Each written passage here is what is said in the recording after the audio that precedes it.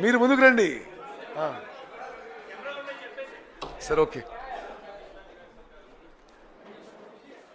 ఈరోజు అఖిల భారత కాంగ్రెస్ కమిటీ తరఫున నేను ఇక్కడ ఏఐసిసి ఆఫీస్లో ఎయిర్ ఫోర్స్ సంబంధించిన కొన్ని విషయాలు దేశం దృష్టికి తీసుకురాల్చుకున్నాను. మన ఇండియన్ ఎయిర్ ఫోర్స్కి ఎవరైతే చీఫ్ ఉన్నారో, అధిపతి ఉన్నాడో, air chief marshal AP Singh గారు కొన్ని విషయాలు ఏదైతే భారత ప్రభుత్వం వెంటనే చేపట్టాలనో, ప్రికాషన్స్ తీసుకోవాలనో, ఆ దిశలో పనిచేయాలో వారు చెప్పడం కూడా గమనార్హం. భారతదేశానికి 42 ఫైటర్ స్క్వాడ్రన్స్ ఉండాలి. ఒక్కొక్క ఫైటర్ స్క్వాడ్రన్స్లో 16 నుంచి 15 యుద్ధ విమానాలు ఉంటాయి. సరే, దీని ముందు నా బ్యాక్గ్రౌండ్ కూడా చెప్పాలి. నేను భారత వైమానిక దళంలో యుద్ధ విమానాల పైలట్గా పనిచేశాను. National defence academy graduate. నేను భారతదేశం సరిహద్దుల్లో చైనా పాకిస్తాన్ బార్డర్లో కొంతకాలం MiG-21 యుద్ధ విమానం, ఆ తర్వాత MiG-23 యుద్ధ విమానం పైలట్గా భారత రక్షణలో పాల్గొనడం నా అదృష్టంగా భావిస్తున్నాను. ఆ బ్యాక్గ్రౌండ్తో ఈరోజు కాంగ్రెస్ పార్టీ పక్షాన మాట్లాడుతున్నాను. భారత వైమానిక దళం యొక్క చీఫ్ ఏపీ సింగ్ గారు ఏమన్నారంటే, భారతదేశంలో సరిపోను యుద్ధ విమానాలు లేవు. ఆ యుద్ధ విమానాలు కొనుగోలు చేయడంలో కానీ, అక్వైర్ చేయడంలో కానీ, అక్విజిషన్ ప్రాసెస్ డిలే అవుతుంది. ఇది దేశానికి మంచిది కాదు అని చెప్పడం జరిగింది. నేను పోయిన పార్లమెంట్ డిఫెన్స్ కమిటీ సభ్యునిగా కూడా భారతదేశానికి సరిపోను యుద్ధ విమానాలు, సరిపోను మ్యాన్ పవర్ లేదని కూడా చెప్పడం జరిగింది. ఆ దిశలో భారత ప్రభుత్వం చర్యలు తీసుకోవాలని చెప్పి మేము ప్రభుత్వానికి విజ్ఞప్తి చేస్తున్నాం. అదేవిధంగా భారత వైమానిక దళం యొక్క చీఫ్ మరో విషయం చెప్పారు. సరి అయిన టాలెంట్ ఉన్న వాళ్ళు, అంటే యువతలో best possible talent Indian Air ఫోర్స్కి ప్రత్యేకంగా R&Dకి రావడం లేదని, ఆ విషయంలో కూడా భారత ప్రభుత్వం చర్యలు తీసుకోవాలి. మన యువకుల్లో బెస్ట్ పాసిబుల్ టాలెంట్ ఆర్మ్ ఫోర్సెస్కి, ఎయిర్ ఫోర్స్కి వచ్చే విధంగా చర్యలు తీసుకోవాలని చెప్పి కూడా మేము కోరుతున్నాం. అదేవిధంగా కాంగ్రెస్ పార్టీ నాయకులు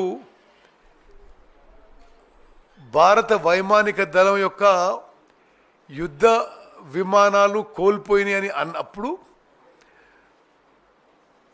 అధికారంలో ఉన్న పార్టీలు కాంగ్రెస్ పార్టీని దేశభక్తి లేదని, దేశం మీద ప్రేమ లేదని, పాకిస్తాన్ తరఫున మాట్లాడదని చెప్పి అడ్డగోలుగా, అసందర్భంగా, వికృతమైన, వికారమైన విమర్శలు చేశారు. మేము స్పష్టంగా చెప్తున్నాం కాంగ్రెస్ పార్టీ పక్షాన, మన భారతదేశం యొక్క త్రివిధ దళాలు, ప్రత్యేకంగా ఇండియన్ ఎయిర్ ఫోర్స్ పాకిస్తాన్పై గొప్ప విజయం సాధించాయి. మేము మనస్ఫూర్తిగా త్రివిధ దళాల్లో ఉన్న ప్రతి సైనికుడికి మేము అభినందనలు, శుభాకాంక్షలు తెలియజేస్తున్నాము. వారి వీరత్వం, శౌరత్వంకి మేము సల్యూట్ చేస్తున్నాము. కానీ ఏమన్నా మరి వేరే అన్ని విషయాలు కూడా ప్రభుత్వం తరఫు నుంచి మాట్లాడాలని చెప్పి కోరినప్పుడు మా మీద ఆరోపణలు చేశారు. ఈరోజు chief of defence staff general Chauhan గారు వారే స్వయంగా చెప్పారు, ఈ 4 రోజుల యుద్ధంలో భారతదేశం యొక్క యుద్ధ విమానాలు కూడా కొన్ని కోల్పోయినాయని. ఈ విషయం మరి ప్రజలందరికీ తెలవాలి. మరి ఇదే విషయం కాంగ్రెస్ నాయకులు చెప్పినప్పుడు, రాహుల్ గాంధీ గారు చెప్పినప్పుడు మా మీద ఎందుకు ఆరోపణలు చేశారు?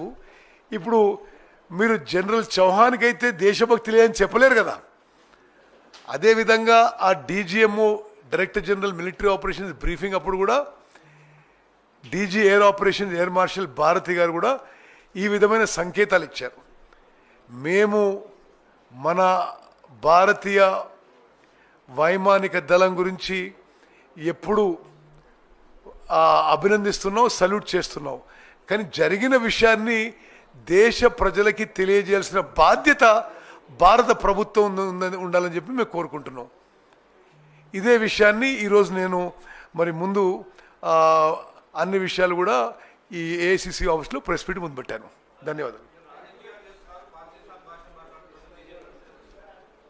వెంకటేష్, ఏమి రాజకీయాలు చేసినాం? మేమేమంటున్నాం? భారత త్రివిధ దళాలు గొప్ప విజయం సాధించినవి, సల్యూట్ చేస్తున్నాము. కానీ అంతర్జాతీయ మీడియా ఏమంటున్నది? ఇవన్నిటి గురించి నిజాలు కూడా చెప్పండి అంటే దాంట్లో ఏం రాజకీయం ఉంది? మేము చెప్పిన దానికి ఈరోజు chief of defence staff general Anil Chauhan చెప్పాడు కదా, అదే ప్రశ్నగా మేము అడిగింది ఇదివరకు. ఎస్, భారతదేశం యుద్ధ విమానాలు కోల్పోయినవని అదే విషయం మేము గతంలో అడిగినాం. మాకంటే ఎక్కువ దేశభక్తి, పేట్రియాటిజం ఈ దేశంలో ఇంకా ఏ పార్టీలో ఎవరికి లేదు.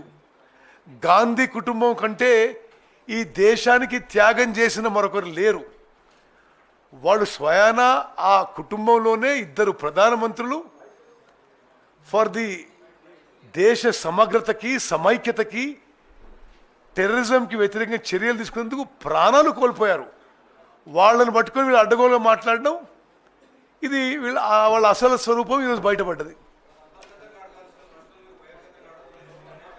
ప్రపంచంలో మానవ జాతి